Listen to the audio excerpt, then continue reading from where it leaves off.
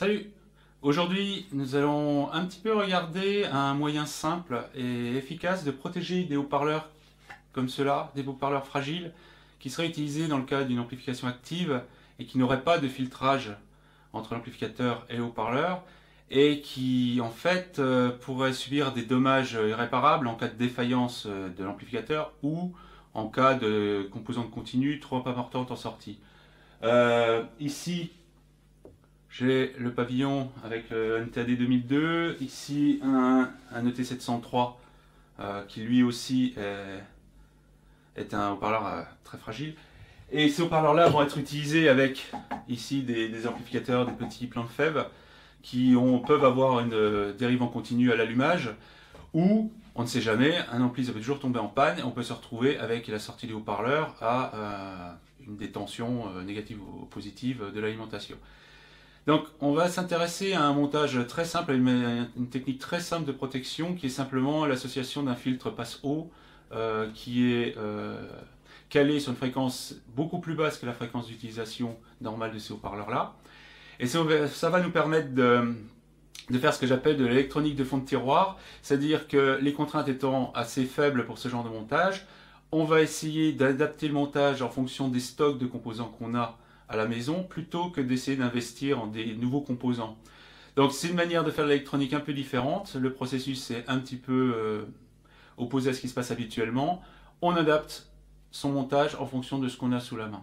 Alors, on va étudier un petit peu ce style de protection, ce qui nous donnera déjà des outils, une application des outils qu'on a déjà un petit peu abordés avec la transformée de Linkwitz, à savoir les impédances complexes et toutes ces choses.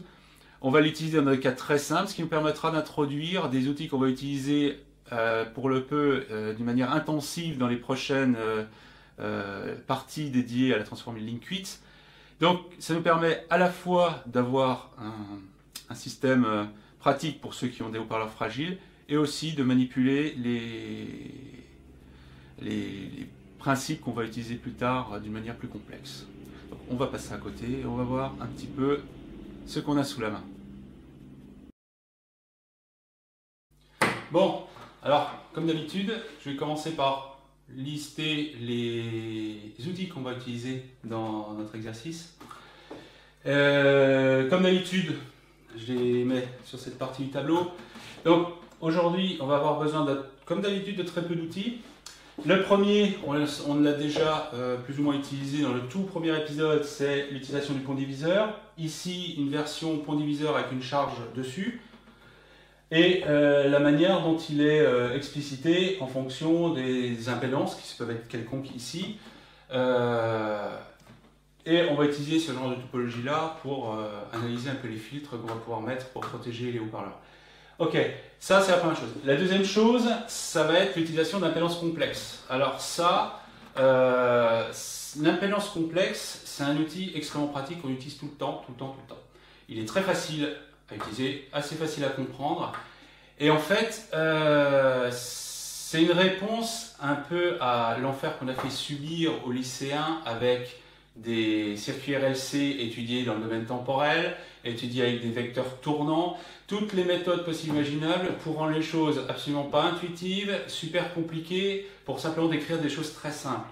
Alors, quand on manipule des impédances, on passe toujours par ces outils-là, c'est infiniment plus facile à utiliser et à comprendre.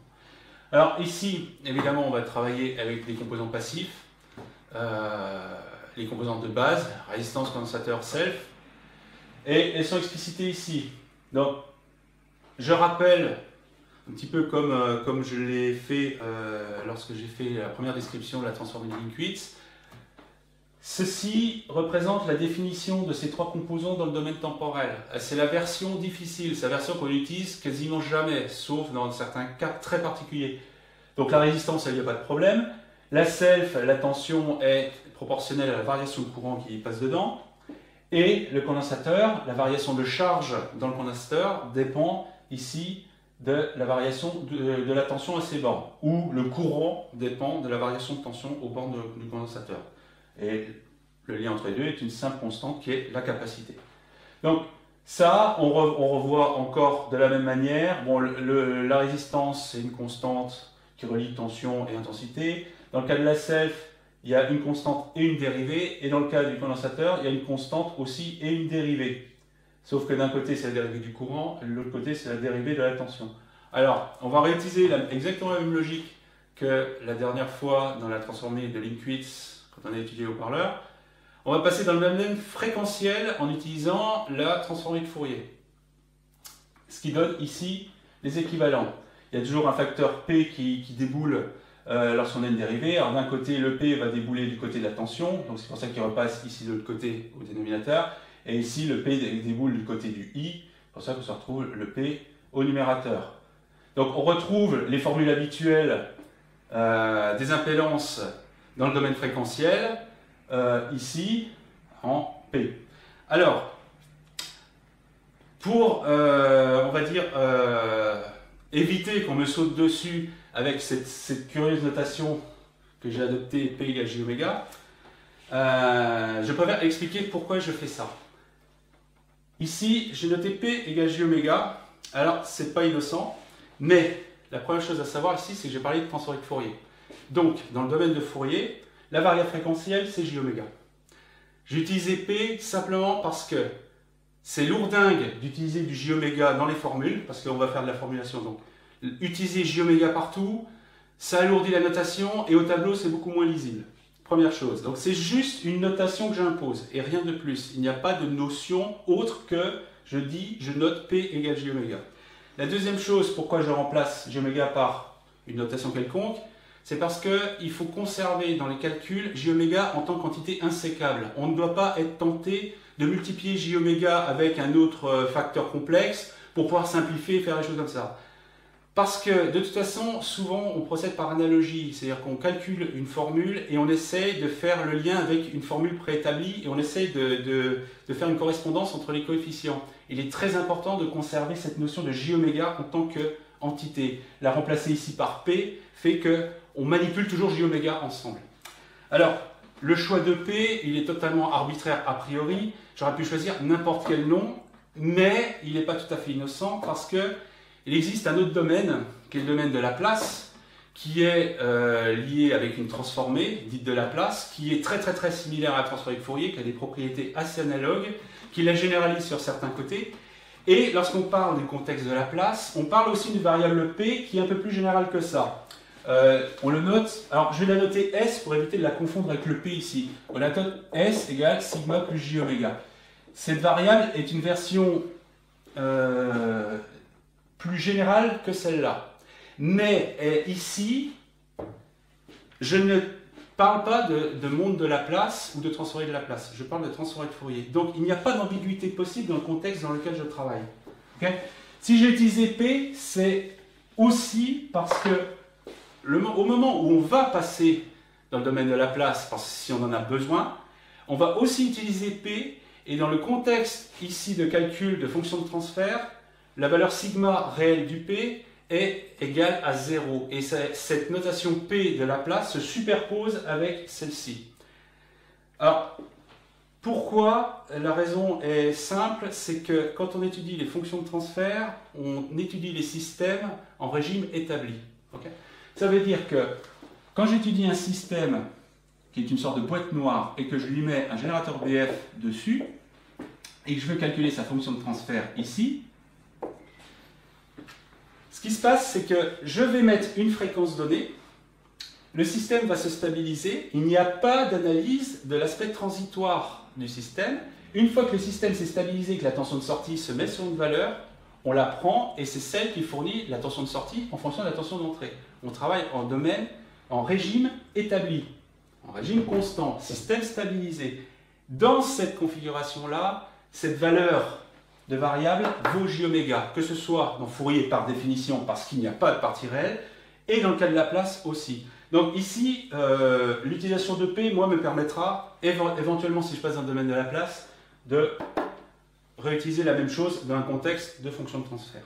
Mais néanmoins, si des gens leur viendraient à l'esprit, quelques puristes viendraient à l'esprit de me sauter dessus en disant « Mais monsieur Prévost, P c'est pas J oméga, ça n'a rien à voir, la variable de Laplace vaut pas ça », ça veut dire que les gens n'ont pas écouté ce que j'ai dit et n'ont pas écouté dans quel contexte je me suis placé. Je n'ai jamais parlé de transformer de la place ou de variable de la place. J'ai simplement noté P égale J oméga et rien d'autre. Je peux utiliser n'importe quelle notation pour peu que je la définisse. J'aurais fait une erreur si j'avais dit on note P égale J oméga, P variable de la place, ce qui n'est pas du tout le contexte. Donc, attention généralisation active, je fais quand même assez attention à bien définir le contexte et ne pas avoir d'ambiguïté et de confusion possible dans ce que je dis. Ceci étant dit, bon, maintenant on va passer aux choses sérieuses. Alors, dans mon cas de figure, j'ai deux haut-parleurs que je souhaite protéger. Un tweeter, qui est le T703, qui est coupé par le système de filtrage normal à 8 kHz. Et l'autre, qui est un pavillon d'année 2002, qui va être coupé aux alentours, on va dire, 1 kHz. Ok? Ça, ils sont utilisés de cette manière. Alors, je veux protéger ces choses-là. Alors, ici, la toute première chose à faire, là, on ne peut pas y couper, c'est à partir du moment où on manipule des filtres passifs, l'impédance du haut-parleur, c'est-à-dire la charge du filtre, doit être connue, tout du moins dans la zone qui nous intéresse. Les valeurs des composants dépendent de cette impédance-là, ainsi que le comportement sur certaines zones, dans le cas de filtrage de degré 2 et supérieur. Il est important de le mesurer, c'est indispensable, sinon on ne peut pas savoir ce qui va se passer. Alors, il y a plein de moyens de le mesurer. Alors, ceux qui ont déjà un système installé avec un ordinateur, une carte son et un logiciel, genre SoundEasy ou un truc comme ça, ils peuvent mesurer directement l'impédance du haut-parleur. Comme il s'agit de moteurs, ils sont directement déjà installés, prêts à être utilisés, donc il n'y a pas de problème d'enceinte et tout comme ça. Il suffit de brancher le haut-parleur, mesurer l'impédance du système et c'est bon. Si on n'a pas de logiciel adapté à ce truc-là, un simple générateur BF et un pont diviseur avec le haut-parleur ici, une mesure de la tension ici et une mesure de la tension ici, permet, si on a une résistance R, moi je la prends égale à 1 kΩ pour protéger le haut-parleur. On a un pont diviseur, on connaît ça, on peut recalculer l'impédance du haut-parleur, la partie réelle, c'est celle qui nous intéresse, à plusieurs fréquences. Alors, on prend quelques points bien placés sur la zone qui nous intéresse, sur la zone où on pense on va placer le filtre. On repère quels sont les maximums qui peuvent arriver dans cette zone-là, surtout dans le cas de pavillons qu'on couperait dans les 100-200 Hz, il arrive souvent qu'il y ait des bosses qui déboulent. Il faut bien les repérer et prendre les points principaux. Il n'y a pas besoin d'avoir 36 000 points, un certain nombre de points bien placés suffisent déjà à caractériser le système. On n'a pas besoin d'une précision énorme, ce qu'il faut c'est avoir un ordre d'idée de l'ordre du demi-ohm, ça nous suffit amplement. Hein. Ici, on est dans un cas très approximatif, mais on doit le savoir. Parce que, comme j'ai pu mesurer ici, le pavillon, par exemple, à 100 Hz, il est à peu près 6 ohms et demi. Par contre, à 400 Hz, il est à 24. C'est-à-dire qu'ici, on a une résonance qui déboule dans ce coin-là et qui va probablement perturber le filtre. Donc, il faut avoir d'abord mesuré la courbe d'impédance. Un simple pont diviseur, comme ça, suffit. Il faut simplement des voltmètres alternatifs qui fonctionnent suffisamment sur la fréquence qui nous intéresse. Donc, bon, c'est pas très compliqué, mais c'est indispensable. Alors, quelles sont les contraintes dans notre cas de figure? Alors, il y en a un certain nombre. Le premier, c'est que la coupure de la protection doit être loin de la coupure de travail. Ah. Ça veut dire qu'elle ne va pas interférer avec l'utilisation normale du haut-parleur. Elle doit être suffisamment loin de la coupure dans laquelle on l'utilise. On va prendre environ un facteur 5 à 10. Deuxième chose, elle doit suffisamment atténuer en bas. Alors cette contrainte, moi je la lie à la fréquence de 50 Hz qui serait bon d'atténuer d'une manière importante.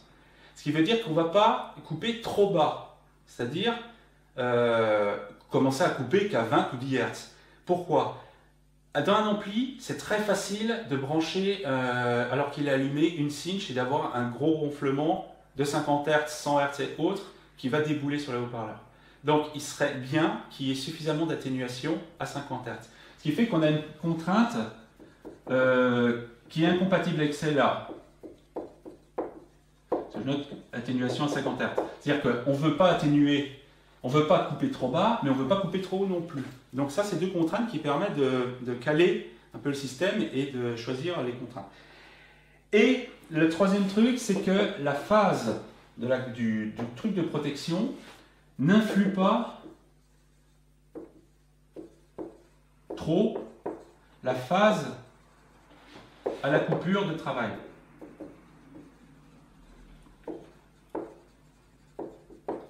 C'est important parce que la coupure de travail, elle est définie par un filtre, et s'il vient se superposer un déphasage qui est dû à ça, le filtre peut devenir faux et peut se retrouver avec une bosse ou un creux parce que on ne se retrouve plus dans les conditions du filtrage normal.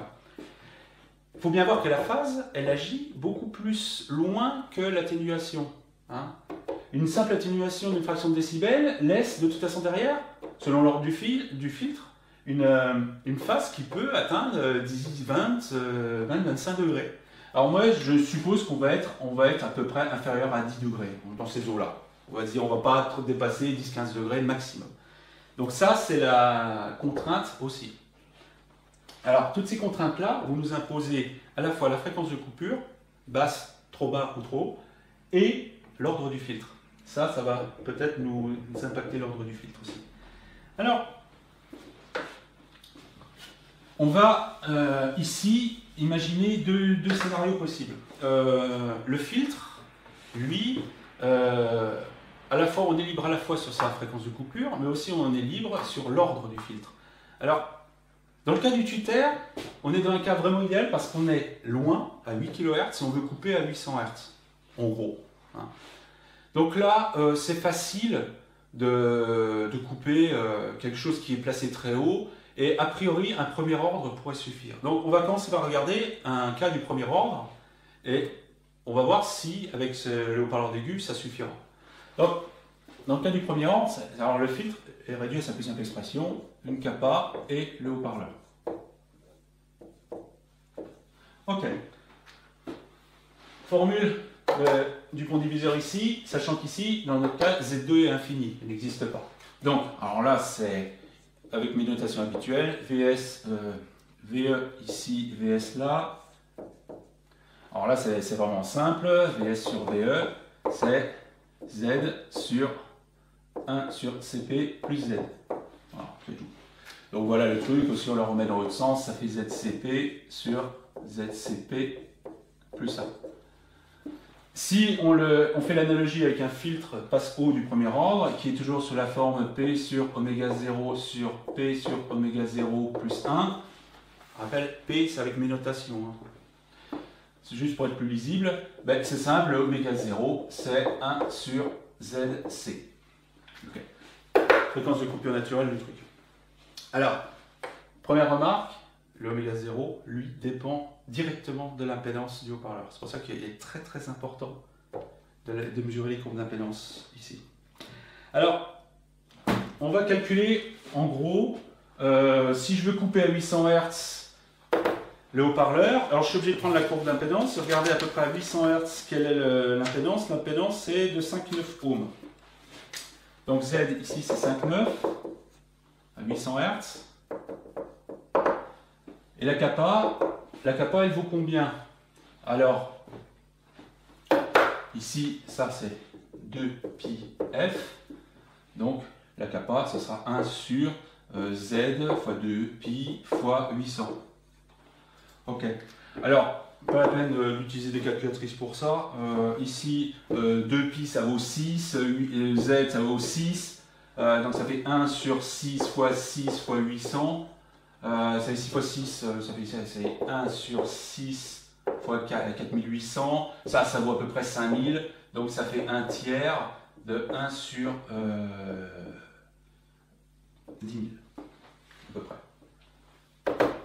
Donc ce qui fait 3, 10, moins 5 microfarad environ. Alors là j'ai fait vraiment imprécis parce que de toute façon la précision n'a aucune importance ici. Alors donc ça me permet de calculer rapidement. On est à peu près de l'ordre de alors c'est des farades, ce qui fait environ 30 microfarades. Alors, qu'est-ce que j'ai en stock? Ben, j'ai du 33. Qu'à cela ne tienne, eh ben, on va partir sur cette base-là, dire je vais mettre une capacité de 33 micros sur mon truc. Voilà. Alors, on va partir sur cette base-là pour le Twitter. Qu'est-ce qu'on va faire? Ben, on va vérifier simplement qu'est-ce que ça donne avec le Twitter au niveau. Alors, j'ai calculé ça quelque part. Pour le Twitter, avec 33 micros et les impédances mesurées, qui sont environ l'ordre de 5,9 ohms, j'ai une fréquence de coupure qui est de l'ordre de 830 Hz, à peu près. Qu'est-ce que j'ai d'autre? L'atténuation à 50 Hz.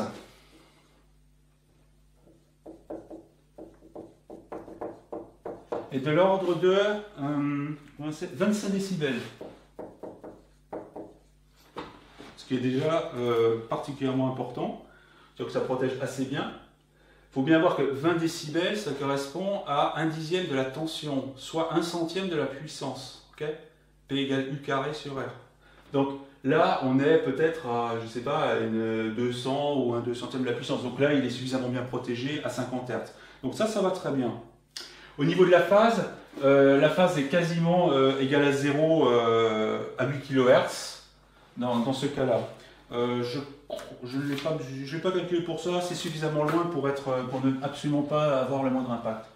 Donc très rapidement, quand on fait un peu les calculs avec cette truc-là, l'utilisation d'une simple capa, alors j'en ai ici de 33 micros, voilà, capa de 33 micros, voilà, c'est capa monacorde polypropylène, ça en série avec un tweeter suffit amplement à le protéger. Et on a bien une atténuation à 50 Hz suffisante, pas de déphasage à 8 kHz, et c'est le montage le plus simple. Donc en général, avec les tweeters, le premier ordre suffit. Donc ça, c'est un cas simple. Maintenant, on va passer à un cas plus compliqué, qui est le cas du pavillon avec la TD 2002.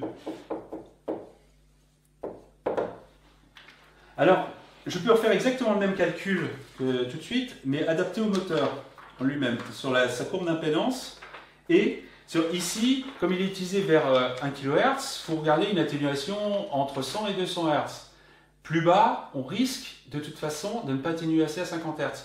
Trop haut, on risque d'impacter le filtrage qui lui va se passer à 1 kHz. Donc 100-200 Hz, c'est un peu la zone dans laquelle on va essayer de travailler. Alors pour le premier ordre, en faisant exactement la même chose, avec les composants que j'ai en stock, 68, 47 et 22, alors j'ai pu trouver deux combinaisons qui sont à peu près correctes pour le premier ordre. C'est une combinaison de 68 micros plus 47 micros, ce qui fait 115. Et une combinaison avec 2 de 68, ce qui fait 136 micros. Alors, les deux combinaisons que j'ai. Si je monte plus haut, j'atténue pas assez à 50 Hz. Et si je descends en ça coupe trop. Donc je commence à avoir des déphasages à 1 kHz et éventuellement pas assez d'atténuation.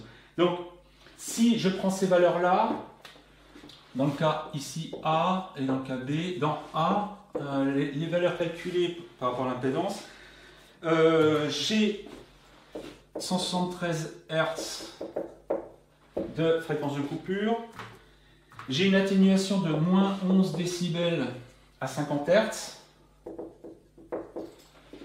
ce qui est quand même beaucoup plus faible, et environ moins 10 degrés de déphasage à 1 kHz, ce qui est assez peu. Pour le cas 2B, j'ai une 146 Hz, comme la capa est plus élevée, la fréquence baisse. Par contre là, j'ai moins d'atténuation, parce que bon, c'est pas très différent, mais j'ai moins d'atténuation à 50 Hz, et j'ai un déphasage de moins 8,3. Bon, le déphasage il est faibli parce qu'on s'est éloigné de la fréquence de coupure. Par contre, l'atténuation, elle, est moins forte parce qu'on s'est rapproché du 50 Hz. Donc voilà, ça, le problème ici, c'est que j'ai pas assez d'atténuation à 50 Hz, et donc le premier ordre ne sera pas suffisant ici. Donc pour le pavillon, on va être obligé de passer un ordre supérieur. Alors, je rappelle comment je calcule l'amplitude et la phase des systèmes, que ce soit du premier ordre ou d'un ordre quelconque. Si la fonction de transfert f de p, ici, ce sera du p sur oméga 0 sur p sur oméga 0 plus 1, ben c'est simple. On prend une fréquence donnée, f, p devient 2pi f j. On remplace p par ça, on remplace l'oméga 0 par la valeur qu'on a. On va se retrouver avec un truc AJ plus 1, qui est un nombre complexe. Après, on multiplie par le conjugué, on s'arrange pour obtenir du C plus DJ. On aura un nombre complexe. L'amplitude, ce sera la racine de ces deux valeurs-là. Et la phase, elle est de telle sorte que tangente de la phase égale D sur C. Voilà. Donc on prend la tangente de D sur C, et puis voilà, on obtient la phase. Donc, quand on remplace dans la fonction de transfert par la fréquence, par la variable de fréquence complexe, on se retrouve à la fin, en triturant le tout, un nombre complexe dont le module vaudra l'amplitude à une fréquence donnée, et le rapport des deux donnera le tangente de la phase. Donc ça, c'est général, quelle que soit la fonction de transfert, qu'elle soit produit de n'importe quel ordre, c'est toujours la même chose. On remplace P par sa valeur, on se dépatouille, on prend Excel, on prend MATLAB qui manipule les complexes directement, et boum, on a un nombre complexe final. Le module et la phase permettent d'obtenir directement les infos de la fonction de transfert. Alors dans le médium, on est obligé d'utiliser le deuxième ordre. Alors, le deuxième ordre, lui, il va être comme ça. Il va être comme je l'ai défini dans le cas particulier ici. Ça va être un deuxième ordre standard, avec une self, une kappa et la charge. Alors, comme je l'ai écrit ici, attention de sortie, c'est un pont diviseur. C'est un pont diviseur entre C et ces deux-là en parallèle. Donc, on peut tout de suite VS sur VE égale ça en parallèle. Ça fait Z fois LP sur Z plus LP sur la somme des deux, 1 sur CP plus Z moins LP, Z fois LP sur Z plus LP. Ça, voilà la fonction de transfert. C'est juste vraiment un pont diviseur, les deux trucs en parallèle. On voit bien à quel point c'est ultra facile à manipuler dès qu'on travaille avec des impédances complexes. On les utilise comme des résistances de base, sauf que P reste une variable insécable qui se balade là-dedans. Alors, on peut ranger ça d'une manière particulière. On peut le ranger sous la forme LCP carré sur LCP carré plus L sur ZP plus 1. Je l'ai rangé sous la forme d'une fonction de transfert du deuxième ordre passe haut, sous la forme P carré sur oméga 0 carré. Pareil, c'est exactement comme la fonction de transfert lors de la transformée de Linkwitz. P sur oméga 0 Q plus 1. Et là, on peut faire l'analogie. C'est pour ça que le P est très important de toujours le conserver. On fait l'analogie entre les deux et on peut... Bon, je passe sur les calculs, l'arithmétique. On a oméga 0, c'est 1 sur racine de LC. Et le coefficient de qualité, c'est Z, racine de C sur L. Voilà. Alors, ici, il y a quelque chose qui est très différent du premier ordre. C'est que la fréquence propre du système ne dépend pas de la charge. Étonnamment, elle ne dépend pas de la charge. Elle est exclusivement tributaire de ces deux trucs-là. Le Z va agir sur le coefficient de qualité. Ce qui veut dire que le Z, lui, va quand même changer la courbe de réponse, mais pas au niveau de la fréquence propre du système. Alors, ici, ça c'est la fonction de transfert qui nous intéresse. Exactement comme la fonction du premier ordre, si je veux calculer l'amplitude et la phase, je remplace P par J oméga ou J 2pi la fréquence, je remplace là-dedans, je trie tout, j'utilise MATLAB ou tout ce qu'on veut pour avoir un nombre complexe à la fin qui correspond à l'amplitude et la phase. Alors, la courbe de réponse de ce genre de truc, c'est ce genre de truc. Voilà. Alors, le problème, c'est ça. Le problème, c'est la surtension. Le problème, c'est de vérifier que le coefficient de qualité ne soit pas trop élevé. Parce que, comme ici, on est dans une zone pas très large, entre la coupure naturelle d'utilisation du truc et, par exemple, moi, mon 50 Hz que je veux atténuer suffisamment, on est dans une zone pas très large, Et cette partie-là pourrait rajouter du gain là où c'est pas assez atténué et rajouter de l'énergie là où le haut-parleur quand même peut être un peu fragile. Donc il faut déjà vérifier qu'on n'a pas des coefficients de surtension trop élevés et vérifier ça. Alors c'est vachement difficile à faire a priori parce que on voit que le coefficient de qualité dépend de Z. Et si on a une courbe d'impédance qui varie, en fait le coefficient de qualité va varier en fonction de l'impédance. C'est-à-dire on va avoir une sorte de courbe composite où chaque point correspond à une fonction de transfert particulière. Et c'est ça la difficulté de ce système. C'est que ça, c'est fixe, si Z est fixe, mais si Z varie avec la fréquence, on a un système qui est beaucoup plus compliqué. Alors c'est pour ça qu'il est important de relever la courbe d'impédance et en fait de calculer ça par point. Utiliser Excel par exemple et calculer cette fonction de transfert avec le Z variant avec la fréquence et calculer à chaque fois le gain du système en fonction de l'impédance. C'est pour ça que le système en réalité n'est pas vraiment un système du deuxième ordre parce qu'il y a un coefficient variable en fréquence qui ici est Z. C'est pour ça que je ne peux pas donner de généralité sur ça parce que on est vraiment dans un truc totalement expérimental selon les caractéristiques de l'appareil qu'on veut protéger. C'est pour ça qu'ici, ça me donne juste un ordre d'idée et des ordres de grandeur pour choisir mes composants. Alors, selon mes composants, j'ai des selfs, que voilà, j'ai des selfs, j'ai ça en stock. Alors ça, c'est des superbes selfs qui valent la peau des fesses, sauf que je les ai eu à pas cher chez Selectronic quand ils ont fait des soldes l'année dernière. Ils s'en débarrassaient, alors j'ai pris celles qui traînaient. Donc j'ai pas eu le choix sur les valeurs. Donc, comme j'en ai deux de chaque et qu'elles sont disponibles pour le haut-parleur de médium, je m'en sers pas pour les deux, j'ai une self de 4/7 et une self de 2/7. Alors, on va déjà essayer de voir un peu si je prends la self maximale qui est de, ici, si j'en mets deux en série, ça va être du 7,4 millihenry. Ça, c'est ce que j'aurai en self. Et après, je regarde un peu les condensateurs que j'ai. Alors, les condensateurs, j'ai pas 36 000 trucs, j'ai le 33 qui n'est plus disponible, j'ai du 68, du 47 et du 22. J'ai deux 68 micros par canal, donc j'ai deux 68 micros, et une de 47. Voilà ce que j'ai disponible par haut-parleur, et éventuellement du 22. Et, bon, en triturant les valeurs, on suffit de prendre la calculatrice et de voir déjà le oméga 0, ce qu'on obtient avec les différentes combinaisons. Alors, j'ai gardé deux combinaisons ici qui ressemblent à celles que j'ai, qui sont les mêmes que celles que j'ai utilisées quand j'ai regardé un peu le premier ordre.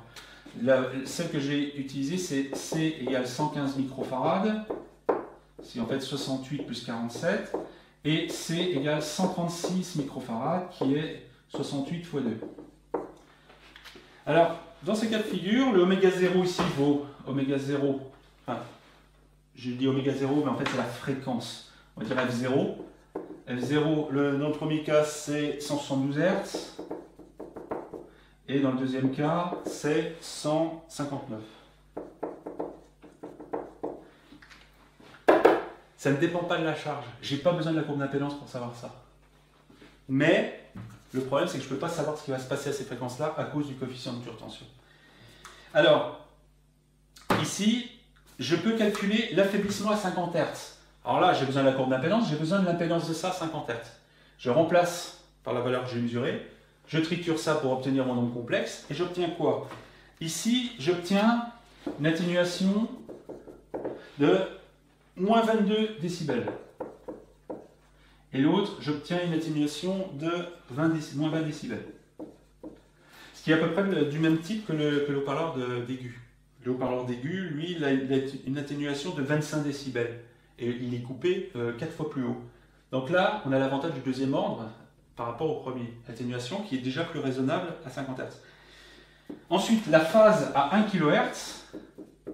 Alors pareil, toujours pareil, à 1 kHz, il me faut l'impédance du pavillon à 1 kHz.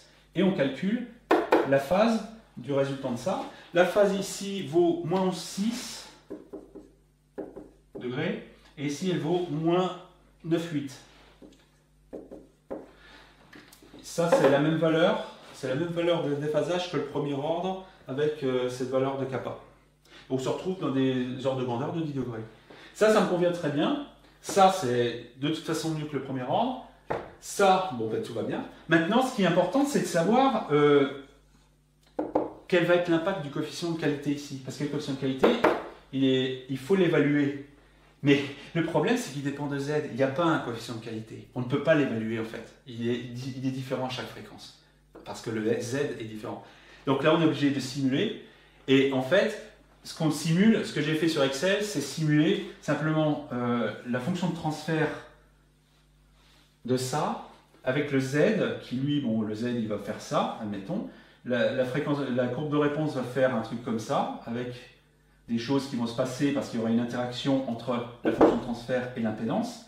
Et j'essaye de repérer les maximums. Alors, dans le cas ici, ben, en fait, le maximum, il est de l'ordre, dans les deux cas, à cause du coefficient de qualité, il est de l'ordre de 1,3 à 1,4 décibels, en gros. Et ça, c'est aux environs de 300 Hz. Donc, comme le haut-parleur est coupé à 1000, à 300 Hz, on sera déjà atténué, on aura un petit décibel de plus à 300 Hz, qui n'est pas une fréquence trop basse. Ça ne va pas trop influencer, on ne va pas trop avoir de problème. Donc ça reste encore supportable. Hein. Mais il faut toujours vérifier, parce qu'on a vite fait, si on prend des condensateurs un peu trop faibles, on a vite fait d'avoir des coefficients de qualité qui deviennent très élevés. Hein. Des condensateurs trop élevés. Si on était tenté de couper trop bas, on risque de se retrouver avec des condensateurs trop élevés et des coefficients de qualité trop élevés. On risque d'avoir des coefficients de qualité trop élevés parce que l'impédance a des pics de résonance. Et c'est en fait ça qui pose un problème. Ça varie qu'avec la racine des composants, mais ça varie directement en correspondance avec les variations d'impédance. Donc il est très important de pouvoir vérifier que ça ne va pas faire une surtension au mauvais endroit. Le seul moyen de faire ça, c'est de simuler et de faire de manière purement expérimentale.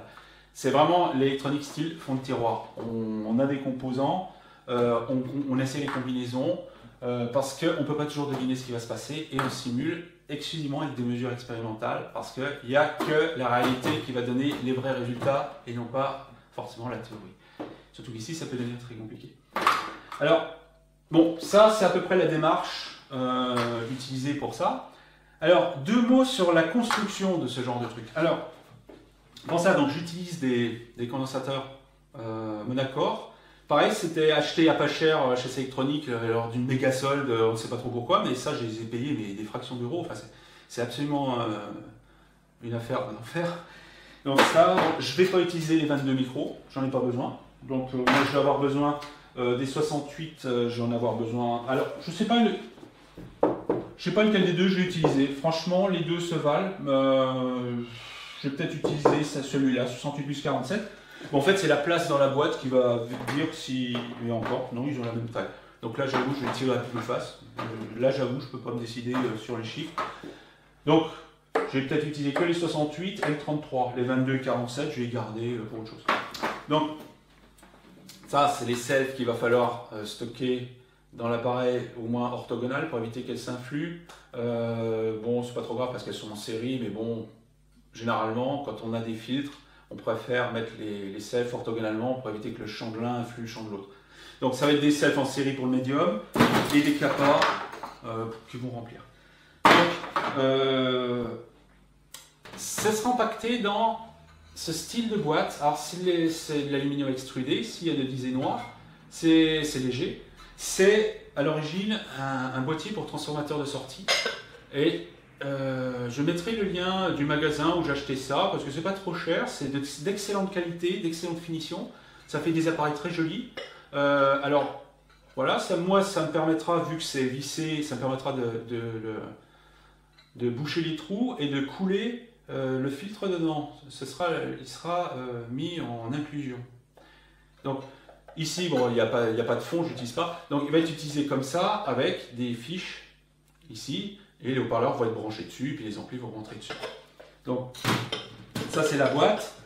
J'ai des prises, alors ça c'est des prises dorées monacor, et ça c'est des prises argentées. Alors, si on peut se passer de ça et qu'on a des prises dorées, il vaut mieux prendre une prise dorée. L'argent, moi, je rejette. Depuis quelques années, The Audiophile se roule par terre à cause des trucs en argent, c'est super, c'est génial, ça conduit mieux, tralala, tralala. Ça, c'est de la foutaise, c'est du grand ridicule.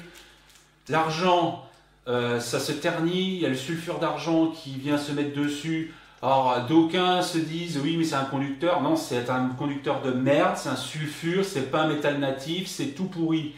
Donc, des trucs dorés ou des trucs nickelés, ça marche très bien.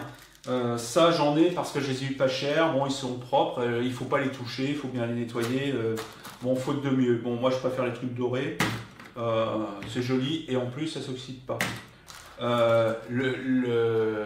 Le bidonnage style ouais mais l'argent c'est un conducteur qui est super mieux et tout, on a 3 microns d'argent alors que ça on a 0,5 microns d'or, ouais c'est de la merde et tout. 5 microns d'argent sur une longueur de câble qui fait plusieurs mètres en cuivre, ça n'a aucun impact, c'est zéro. Alors vous pouvez oublier, si vous trouvez ça joli et que vous voulez bien les nettoyer tout de temps en temps, histoire de ne pas avoir des contacts noirs, c'est bon. Mais l'argent, ça noircit dès que ça entre en contact avec du soufre, ça ne s'oxyde pas l'argent, c'est un sulfure.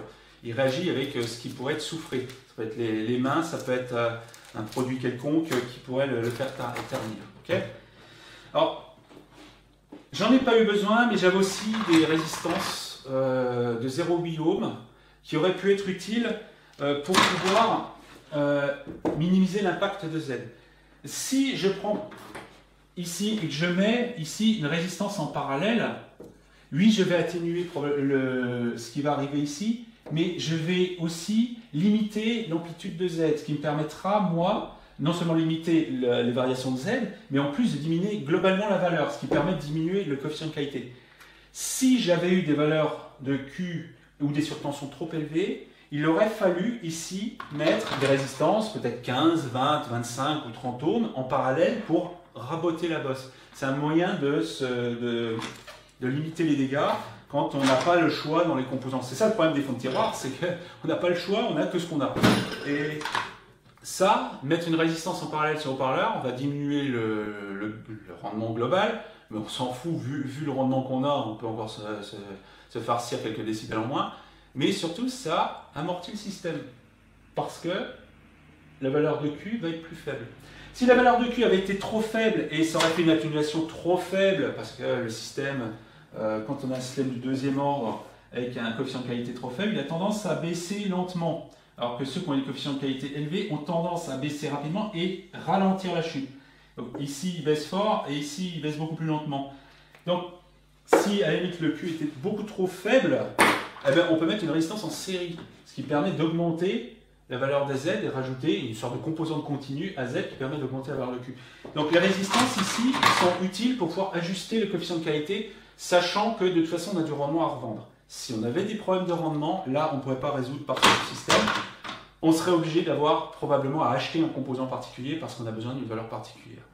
Mais bon, ici c'est pas trop le cas. Donc voilà comment ça va être. Et le dernier truc, ça va être la résine d'inclusion et son durcisseur. Alors, quand on a fait de l'inclusion, surtout des trucs assez gros comme ça, hein, surtout une boîte comme ça doit faire un peu plus d'1 litre, hein, quelque chose comme ça, ne pas utiliser de résine standard pour carrosserie. Le problème de ces résines-là, c'est que ça chauffe très très fort, ça peut endommager les condensateurs ou les composants qui seraient dedans, ça se fendille et ça ne marche pas bien. Donc, soit on n'a que ça, et dans ce cas-là, il faut le faire par couche. Il faut mettre un petit peu et faire par couche et remplir au fur et à mesure. Mais si on n'a pas de résine du tout, il faut acheter de la résine d'inclusion qui est vraiment faite pour ça. C'est indispensable. Il ne faut pas prendre les mauvaises résines. Alors, ce qui pourrait tout aussi bien marcher, c'est du caoutchouc synthétique ou des choses comme ça. Mais ça, c'est pas mal. Hein. Ça fait 5 litres. C'est pas très cher. C'est assez courant. Ça se trouve sur eBay. C'est transparent. Voilà. Et ça permet de faire une protection à pas cher. Un dernier petit gadget qui est assez sympa, c'est pas lié au filtrage, mais bon, je vais l'utiliser pour les fils qui vont aller se mettre sur la fiche banane, c'est ça. Alors ça, ce sont des Y qu'on met au bout des câbles, parce que moi j'ai des câbles ronds à 2 conducteurs qui viennent des haut-parleurs, et ça permet de séparer les câbles, les sortir et mettre la fiche banane de chaque côté. Ça permet d'avoir quelque chose de propre, ça permet d'avoir une finition correcte. C'est important d'avoir une finition correcte. La finition fait aussi partie de la fiabilité du système. Et puis ça fait sérieux. Des trucs mal dénudés, en vrac, comme ça, avec les poils de cuivre qui sortent dans tous les sens et tout, c'est ridicule, c'est la honte.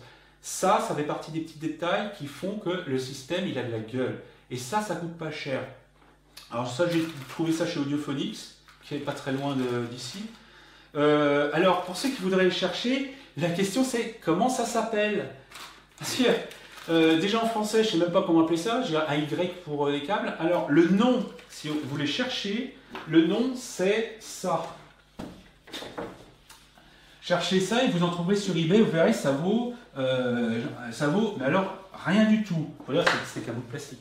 Ça s'appelle des cable pants, des pantalons à câble, ou wire pants. Vous pouvez trouver ça comme ça. Alors, cette version-là fonctionne très bien avec le câble Monacore qui est bleu et blanc, qui fait 13 mm de diamètre. Ça, c'est la version 13 mm et ça rentre pile poil. Ça tient parce que ça frotte un peu et tout. C'est absolument pile poil le modèle qu'il faut. Et ça, c'est un modèle qu'on trouve facilement très bien pour la finition du système. Donc voilà. Alors, ça, c'était une présentation d'une protection facile à comprendre, facile à faire pour ces précieux moteurs qui coûtent cher et qui sont fragiles. Ça permet de les protéger sur des défaillances de matériel, sur des tensions continues qui apparaîtraient. Et ça fait un appareil qui permet de se faire la main avec et qui permet aussi de recycler des composants qu'on a achetés puis qu'on n'a jamais utilisés, puis qui un jour on se dit je vais les utiliser, puis et voilà. Parce que ceux-là ils sont jolis, c'est des belles selfs avec un ruban de cuivre, c'est audiophile à mort. Hein. Mais bon, ça sert à rien, mais c'est super audiophile, c'est super classe. C'est des trucs de chez Janssen, Audio Danemark. Alors là, ça vaut la peau des fesses, quoi. Bon, enfin bref, je ne vais pas les jeter. Voilà, donc c'était une présentation d'une protection pour haut-parleur avec un petit peu de manipulation. C'était une introduction à la manipulation de fonctions de transfert qu'on va utiliser intensivement dans la deuxième partie et troisième partie de la Transforming Linked.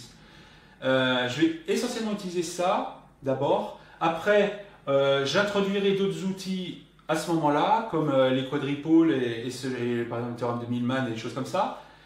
Bon, mais c'est important de voir qu'on manipule les impédances comme des résistances et ça marche très bien et on n'a pas de questions à se poser. Hein, voilà. Alors, il y aura un épisode aussi que je ferai sur la série de Fourier, transformée de Laplace. Unilatérale, bilatérale, critères de Cauchy, convergence, pôle, etc. Je ferai un truc là-dessus parce que, en fait, ce sont des outils qu'on utilise, mais il est très important de comprendre ce qui se passe vraiment derrière. D'où viennent ces formules? Par quel miracle on passe du temps aux fréquences? Pourquoi c'est des fréquences qu'on obtient à la fin? Pourquoi c'est pas un espace totalement hypothétique qui n'est qu'un outil? Non, c'est vraiment un espace qui correspond à des fréquences, à quelque chose de physique. Comment ça se fait qu'on tombe dans cet espace-là? Et il est important de comprendre comment les séries de Fourier naissent, comment on les construit, d'où ça vient, et comment on passe des séries à la transformée de Fourier, comment on passe de la transformée de Fourier à la transformée de Laplace, qui est une forme de généralisation. Qu'est-ce qui peut être fait en plus des fonctions de transfert avec ça? Les études des pôles, des zéros, de la stabilité, des études de régime transitoire, etc. C'est un monde passionnant et finalement assez simple à comprendre au niveau conceptuel. La formulation est un peu lourdingue, mais conceptuellement, quand on a compris le truc, c'est extrêmement simple et c'est extrêmement puissant. Donc ça, c'est quelque chose qui va être fait, qui risque en fait, d'expliquer pourquoi j'ai utilisé ça ou des choses comme ça. Donc voilà, c'était un épisode sur les filtres passifs et la protection des haut-parleurs.